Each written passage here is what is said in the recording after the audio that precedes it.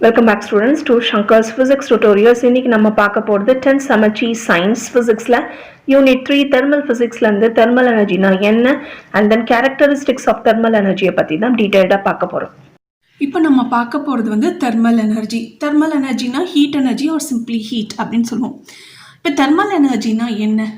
இப்போ நார்மலாக ஒரு ஹாட் வாட்டர் இருக்குது, அது வந்து ரொம்ப சூடாக இருக்கிறதுனால நம்மளால் குடிக்க முடியல. அப்போ என்ன பண்ணுவோம், கொஞ்சம் நேரம் அப்படியே வச்சுடுவோம். ஒரு 5 minutes கழிச்சு எடுத்து பார்த்தோன்னா அதோட டெம்பரேச்சர் வந்து கிராஜுவலாக வந்து குறைஞ்சிருக்கும். அதுக்கப்புறம் அதை எடுத்து நம்ம குடிக்க ஆரம்பிப்போம். கரெக்டாக? இப்போ இந்த இடத்துல என்ன ஆகுதுன்னா, இந்த கப் ஆஃப் ஹாட் வாட்டர் வந்து எனர்ஜியை ட்ரான்ஸ்ஃபர் பண்ணுது. எதுக்குன்னா டு த சரௌண்டிங்ஸ்க்கு ட்ரான்ஸ்ஃபர் பண்ணுது. அப்போ ஹீட் எனர்ஜி எங்கேருந்து எங்கே ஃப்ளோ ஆகுது? From the cup of hot வாட்டர்லேருந்து டு த சரௌண்டிங்ஸ் ட்ரான்ஸ்ஃபர் ஆகுது. ஸோ இந்த இடத்துல பார்த்தீங்கன்னா ஒன்லி சரௌண்டிங்ஸுக்கும் இந்த கப் ஆஃப் வாட்டருக்கும் டெம்பரேச்சர் டிஃப்ரென்ஸ் இருந்தால் தான் உங்களுக்கு ஹீட் எனர்ஜி ட்ரான்ஸ்ஃபர் ஆகும். அதே மாதிரி ஒரு கப் ஆஃப் கோல்டு வாட்டர் எடுக்கிறீங்க, குடிக்கணும்னு நினைக்கிறீங்க, ரொம்ப கோல்டாக இருக்குது, என்ன பண்ணுறீங்க, அகெயின் அது அப்படியே நார்மல் டெம்பரேச்சரில் கொஞ்சம் நேரம் விட்டுடுறீங்க. கொஞ்சம் நேரம் இது பண்ணும்போது அதோட குடிக்கிற அளவுக்கு வந்திருக்கு. இப்போ இந்த இடத்துலையும் உங்களுக்கு வந்து ஹீட் எனர்ஜி ஃப்ளோ இருக்குது. எங்கன்னா சரௌண்டிங்ஸ் வந்து டு த கோல்டு வாட்டர் வந்து எனர்ஜி ட்ரான்ஸ்ஃபர் இருக்கும், அதாவது ஹீட் ட்ரான்ஸ்ஃபர் இருக்கும். ஸோ ரெண்டு இடத்துலையுமே உங்களுக்கு from the hot water to the surroundings ஒரு ஹீட் ஃப்ளோ இருக்குது. இந்த இடத்துல from the surroundings to the cold water again உங்களுக்கு எனர்ஜி ஃப்ளோ இருக்குது. ஸோ எந்த ரெண்டு சிஸ்டம் எடுத்துட்டாலும் அது ரெண்டுத்துக்கும் உடைய டெம்பரேச்சர் டிஃப்ரென்ஸ், அது ரெண்டுத்துக்கும் நடுவில் டெம்பரேச்சர் வந்து மாறி இருந்தால் தான் உங்களுக்கு ஹீட் எனர்ஜி ஃப்ளோ இருக்கும்.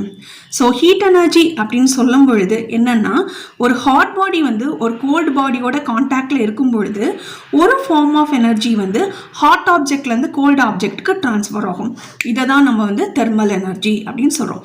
So when a hot body is in contact with another cold body, a form of energy flows from the hot object to the cold object. அந்த ஃபார்ம் ஆஃப் எனர்ஜியை தான் we say as heat energy or simply heat அப்படின்னு நம்ம சொல்லுவோம். இப்போது இது ஒரு வகையான ஏஜென்ட். இது என்ன பண்ணும், ஒரு ஆப்ஜெக்ட் வந்து ஹாட்டாக இருக்கும்பொழுது ஒரு சென்சேஷன் நமக்கு கொடுக்குது, அது சுடுது அப்படிங்கிறதையும் சொல்லுது. அது மட்டும் இல்லாமல் ஒரு ஆப்ஜெக்ட் கோல்டாக இருக்கும் பொழுது அது சில்லுன்னு இருக்குது அப்படிங்கிற ஒரு சென்சேஷனையும் நமக்கு கொடுக்குது. ஸோ இது ஒரு வகையான ஏஜென்ட். அது வந்து ஒரு சிக்னலாக வந்து நமக்கு த்ரூ ரிஃப்ளெக்ஸ் ஆக்ஷன் வந்து நமக்கு பிரெயினுக்கு சிக்னல்ஸாக கன்வெர்ட் ஆகுது. ஸோ இது ஒரு ஃபீல் சென்சேஷன் அப்படிங்கிறாங்க இந்த ஹீட் எனர்ஜி அப்படிங்கிறது.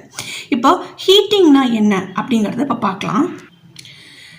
ஹீட்டிங் அப்படிங்கிறது இது ஒரு process of heat energy transfer தான். இந்த இடத்துல ஹீட் எனர்ஜி ஒரு இடத்துலேருந்து இன்னொரு இடத்துக்கு ஃப்ளோ ஆகுது. எங்கன்னா ஒரு பாடியோட டெம்பரேச்சர் ஹையாக இருக்குது, இன்னொரு பாடியோட டெம்பரேச்சர் வந்து லோவாக இருக்குது.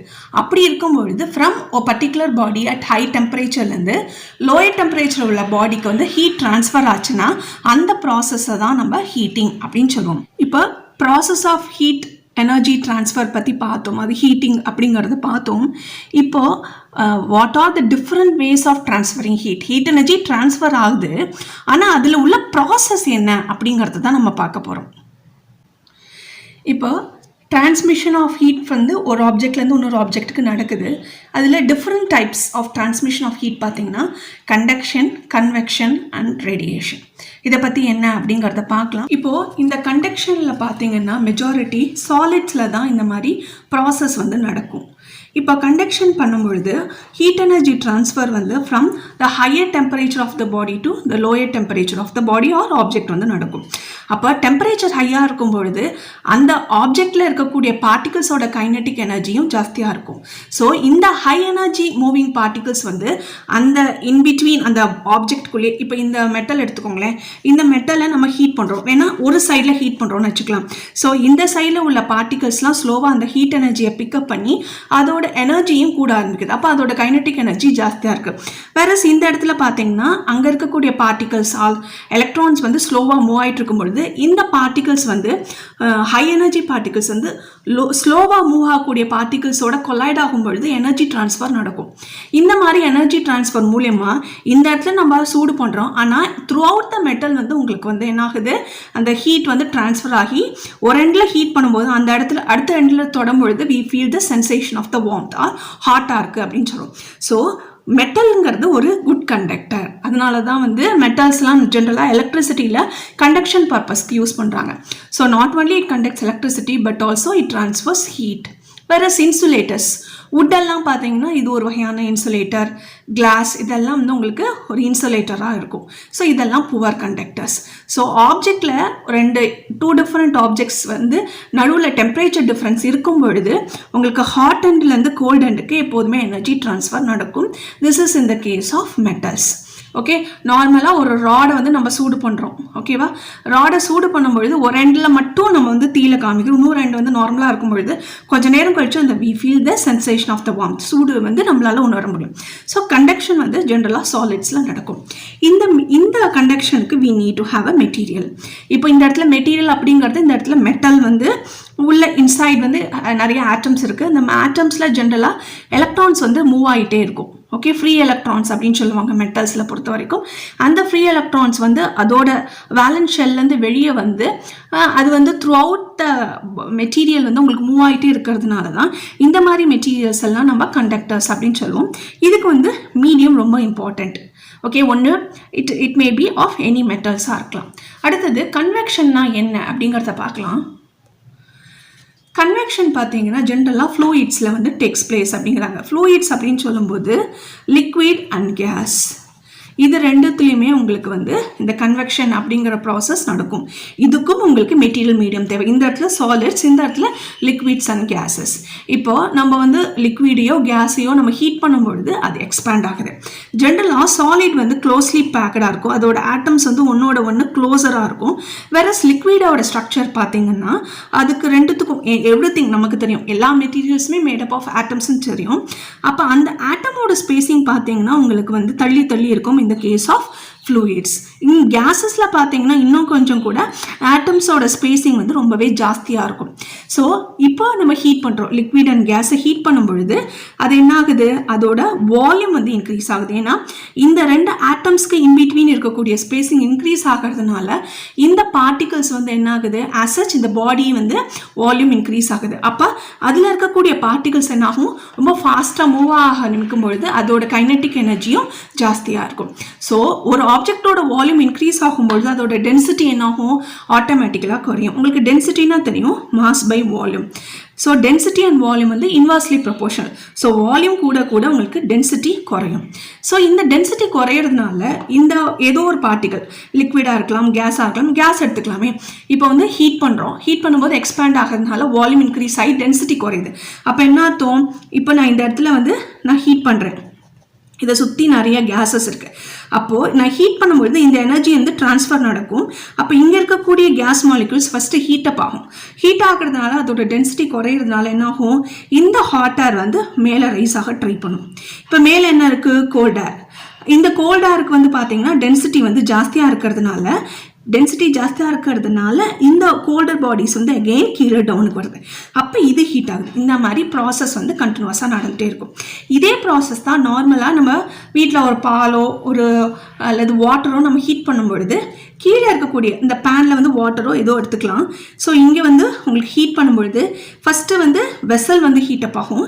அண்ட் தென் அந்த வெசல் வந்து இந்த எனர்ஜியை கொஞ்சம் கொஞ்சமாக வந்து இந்த லிக்விடுக்கு ட்ரான்ஸ்ஃபர் பண்ணும். அப்போ கீழே இருக்கக்கூடிய பார்ட்டிகல்ஸ் ஃபஸ்ட்டு ஹீட்டப் ஆகி அதோட டென்சிட்டி வந்து குறையிறதுனால அது மேலே போகும். அப்போ கோல்டர் வாட்டர் பாடி என்னாகும், கீழே வரும். இதே மாதிரி ப்ராசஸ் கண்டினியூ ஆகிட்டே இருக்கும்போது ஒரு சர்டன் ஸ்டேஜில் பார்த்தீங்கன்னா த்ரூ அவுட்டாக அந்த வாட்டரோ மில்கோ வந்து உங்களுக்கு பாயில் ஆகும். ஓகேவா, இதுதான் வந்து ப்ராசஸ் ஆஃப் கன்வெக்ஷன். இதில் வந்து என்ன ஆகும்னா, கன்வெக்ஷன் அப்படின்னு சொல்லும் பொழுது ரெண்டுத்துக்குமே கண்டக்ஷன் அண்ட் கன்வெக்ஷன் ரெண்டுத்துக்குமே மெட்டீரியல் மீடியம் வந்து ரொம்ப ரெக்வயர்டாக இருக்குது. அடுத்தது ரேடியேஷன். இந்த இடத்துல ஹீட் வந்து ட்ரான்ஸ்ஃபர் நடக்கும் by infrared radiations. Infrared radiations அப்படிங்கிறது எலக்ட்ரோ மேக்னெட்டிக் ஸ்பெக்ட்ரமில் ஒன் ஆஃப் த ரேஞ்சில் இருக்கக்கூடிய ஸ்பெக்ட்ரம் தான் இது. ஓகே, இந்த இடத்துல இந்த ரேடியேஷன் நடக்கிறதுக்கு வந்து மெட்டீரியல் மீடியம் எதுவே தேவையில்லை. ஈவன் காற்று இல்லாத இடத்துல கூட இந்த ரேடியேஷன் நடக்கும். அதனால தான் சன்ரைஸ் வந்து எங்கேயோ ரொம்ப தூரத்தில் இருக்கக்கூடிய சன்ரைஸ் வந்து ஏர்த்துக்கு ரீச் ஆகிறதுக்கு உங்களுக்கு மினிமம் வந்து 8 minutes 20 seconds தேவை. ஸோ இது வந்து த்ரூ த ஸ்பேஸ் ட்ராவல் ஆகி அண்ட் தென் உங்களுக்கு ஏர்த்தில் அட்மாஸ்பியர் ரீச் ஆகி to the earth surface reach ஆகிறதுக்கு இவ்வளோ டைம் எடுக்குது. ஸோ அது வரப்போ வழியில் பார்த்தீங்கன்னா உங்களுக்கு வந்து வேக்யூமும் இருக்கும் and then different types of atmosphere like ஏர்த்திலோட டிஃப்ரெண்ட் டைப்ஸ் ஆஃப் அட்மாஸ்பியரை தாண்டி தான் வரணும். ஸோ மெட்டீரியல் மீடியம் தேவைப்பட்டதாக இருந்தால் அது வந்து நமக்கு ஏர்த்துக்கு ரீச் ஆகிறதுக்கு சான்ஸே இல்லை. ஏன்னா நடுவில் வந்து வேக்யூம் தான் இருக்குது. அதனால இந்த ரேடியேஷன் வந்து வேக்யூமில் கூட நடக்கும். அதனால தான் சன்ரைஸ் வந்து நமக்கு ரீச் ஆகிறது. ஸோ ஜென்ரலாக ஒரு இடத்துல வந்து நம்ம கேம்ப் ஃபயர் பண்ணுறோன்னு வச்சுக்கோங்க. அந்த கேம்ப் ஃபயர் எதுக்காக பண்ணுறோம்? ஜென்ரலாக அந்த சுற்றி அந்த ஃபயர் நடக்கிற இடத்த சுற்றி இருக்கக்கூடிய ஏர் மாலிக்யூல்ஸ் ஹீட்டப் ஆகும்பொழுது அந்த ஏர் மாலிக்யூல்ஸ் வந்து எனர்ஜியை கெயின் பண்ணிவிட்டு அது மற்ற ஏர் மாலிக்யூல்ஸ்க்கு ட்ரான்ஸ்ஃபர் பண்ணுறது மூலிமா வி ஃபீல் த வார்ம்த். அதனால தான் கோல்டு கண்ட்ரீஸில் வந்து ஹீட்டர் அதெல்லாம் வீட்டுக்குள்ளேயே நம்ம பயன்படுத்துவாங்க. நம்ம கண்ட்ரீஸ்க்கு அதெல்லாம் தேவையே இல்லை என்ன, அதனால நம்ம அதெல்லாம் யூஸ் பண்ணுறது கிடையாது. ஹீட்டர் அப்படிங்கிறது ரொம்ப கோல்டர் ரீஜியன்ஸில் வீட்டுக்குள்ளே பயன்படுத்தக்கூடியது ஹீட்டர்ஸ் அப்படின்னு சொல்லுவாங்க. இதுதான் conduction, convection and radiation. So இந்த ஹீட் எனர்ஜிங்கிறது ஸ்கேலார் குவான்டிட்டி. நம்ம எப்படி டெம்பரேச்சர் ஸ்கேலார் குவான்டிட்டின்னு பார்த்தோமோ ஹீட்டும் ஸ்கேலார் குவான்டிட்டி. இதோட எஸ்ஐ யூனிட் பார்த்தீங்கன்னா ஜூல். எனர்ஜி பேசிக்கலாக எனர்ஜின்னு வந்தாலே அதோட யூனிட் வந்து ஜூலாக தான் இருக்கும். அண்ட் தென் அகெயின் இந்த பிக்சருக்கு பார்த்தீங்கன்னா தெரியும், இது வந்து ஹாட் பாடி, இது கோல்டர் பாடி. இந்த இடத்துல ஹீட் எனர்ஜி ட்ரான்ஸ்ஃபர் எங்கேருந்து எது வரைக்கும் நடக்கும்? இந்த ரெண்டு பாடிஸ்க்கும் டெம்பரேச்சர் டிஃப்ரென்ஸ் இருக்குது. அது பாயிண்ட் நம்பர் 1. செகண்ட் வந்து from the higher temperature to the lower temperature வந்து உங்களுக்கு ஹீட் எனர்ஜி ட்ரான்ஸ்ஃபர் நடக்கும். அப்போது இது வந்து ஹீட் எனர்ஜியை கொடுக்கறதுனால இந்த ஹையர் டெம்பரேச்சர் உள்ள பாடி வந்து கூல் டவுன் ஆகும். கரெக்டாக? ஏன்னா ஹீட் எனர்ஜியை கொடுக்கறதுனால. வேறஸ் இந்த கோல்டர் பாடி லோயர் டெம்பரேச்சரில் இருக்குது. ஆனால் இந்த ஹாட் எனர்ஜியை கோல்டு அதாவது ஹீட் எனர்ஜியை அது அப்சார்ப் பண்ணுறதுனால இதோட டெம்பரேச்சர் வந்து இன்க்ரீஸ் ஆகுது அண்ட் தென் ஹீட் அப் ஆகுது. Okay, so the hot body வந்து கூல் ஆகுது, வேறஸ் கோல்டு பாடி ஹாட் ஆகுது by the transfer of energy. ஒரு சர்டன் ஸ்டேஜில் யூனிஃபார்ம் டெம்பரேச்சர் ரீச் ஆகும் பொழுது ட்ரான்ஸ்ஃபர் ஆஃப் எனர்ஜி ஸ்டார்ட் ஆகிடும். ஸோ இதுதான் process of transferring of the heat. இப்போது ட்ரான்ஸ்ஃபர் ஆஃப் எனர்ஜியை ஜென்ரலாக ஒன்று ஹீட்டிங் சொல்லலாம் அல்லது கூலிங் அப்படின்னு சொல்லலாம். இப்போ ஜென்ரலாக தேவைக்கு தகுந்த மாதிரி நம்ம ஹீட்டிங் கூலிங் அப்படிங்கிறத யூஸ் பண்ணிக்கலாம். ஜென்ரலாக ஒரு இடத்துல ட்ரான்ஸ்ஃபர் ஆஃப் எனர்ஜி நடந்ததுன்னா ஏதோ ஒரு பாடியில் டெம்பரேச்சர் கூட போகுது, இன்னொரு பாடியில் டெம்பரேச்சர் குறைய போகுது. So in either of the bodies ஒன்று டெம்பரேச்சர் இன்க்ரீஸ் ஆகும் அல்லது இன்னொரு பாடியில் ஒரு இடத்துல இன்க்ரீஸ் ஆச்சுன்னா இன்னொரு இடத்துல டிக்ரீஸ் ஆகும். இதுதான் process of heating and cooling. இதுதான் தெர்மல் எனர்ஜியோட ஜென்ரல் ப்ராப்பர்ட்டிஸ். இப்போ அதோட கேரக்டரிஸ்டிக்ஸ் பற்றி பார்க்கலாம். Characteristics of heat energy transfer பார்த்தீங்கன்னா ஹீட் வந்து எப்போதுமே ஹையர் டெம்பரேச்சர் சிஸ்டம்லேருந்து லோயர் டெம்பரேச்சர் சிஸ்டத்துக்கு மட்டுமே ஃப்ளோ ஆகும். அண்ட் தென் ஒரு சிஸ்டத்தை நம்ம ஹீட் பண்ணுறோம் அல்லது அந்த சிஸ்டம் கூல் டவுன் ஆகுதுன்னு வச்சுக்கலாம். அந்த சிஸ்டத்தோட மாஸ் வந்து எந்த வகையிலும் ஆல்டர் ஆக போகிறதில்ல, மாறுதல் ஆக போகிறது கிடையாது. நீங்கள் ஹீட் பண்ணுறதுனால அதோட மாஸ் கூட போகிறதும் இல்லை, குறைய போகிறதும் இல்லை. அல்லது அந்த சிஸ்டமை கூல் டவுன் பண்ணுறதுனாலையும் அதோட மாஸ் அதோட நிறை வந்து மாற போகிறது இல்லை அப்படிங்கிறாங்க. ஸோ ரெண்டு பாடிஸ்க்கு நடுவில் வந்து ஹீட் எக்ஸ்சேஞ்ச் ஆச்சுன்னா ஒரு இடத்துலேருந்து இன்னொரு பாடிக்கு வந்து ஹீட் ட்ரான்ஸ்ஃபர் ஆகும் பொழுது ஸோ அந்த பாடிஸ் வந்து ஒரு இடத்துல ஹீட் லாஸ்ட், இன்னொரு இடத்துல ஹீட் இஸ் கெயின்ட். ஸோ எந்த இடத்துல ஹீட் கெயின் ஆகும், எந்த இடத்துல ஹீட் லாஸ் ஆகும்னு பார்த்தீங்கன்னா, ஸோ கோல்டர் சிஸ்டம் வந்து ஹீட்டை கெயின் பண்ணுறதுனால அந்த colder system gains heat, versus இந்த ஹாட்டர் சிஸ்டம் வந்து ஹீட்டை வந்து கொடுக்கறதுனால இது வந்து ஹீட்டை லூஸ் பண்ணுது. So gain is equal to loss. Heat energy gain வந்து ஹீட் எனர்ஜி லாஸாக இருக்குது. எந்த பாடிஸ்னா எப்போதுமே டூ டிஃப்ரெண்ட் பாடிஸோட டெம்பரேச்சர் டிஃப்ரெண்ட்டாக இருக்கும்பொழுது தான் ஹீட் எனர்ஜி ட்ரான்ஸ்ஃபர் நடக்கும். அதனால heat gain by colder system, heat lost by hot system. இப்போ other units of heat energy பற்றி பார்க்கலாம். ஜென்ரலாக எஸ்ஐ யூனிட் வந்து பேசிக்கலாக எல்லா குவான்டிட்டி ஃபிசிக்கல் குவான்டிட்டிஸ்க்குமே இருக்கும். அதை தவிர்த்து மற்ற அதர் யூனிட்ஸும் வந்து நமக்கு ஹெல்ப்ஃபுல்லாக இருக்குது வந்து ஹீட் எனர்ஜியை வந்து எக்ஸ்ப்ரெஸ் பண்ணுறதுக்கு. இப்போது கெலோரினா என்ன, கிலோ கேலரினா என்ன அப்படிங்கிறத பார்க்க போகிறோம். இப்போது கொஞ்சம் அமௌண்ட் ஆஃப் சப்ஸ்டன்ஸ் இருக்குது. ஓகே, இந்த அமௌண்ட் ஆஃப் சப்ஸ்டன்ஸை வந்து 1 கிராம் ஆஃப் வாட்டர்னு எடுத்துக்கலாம்.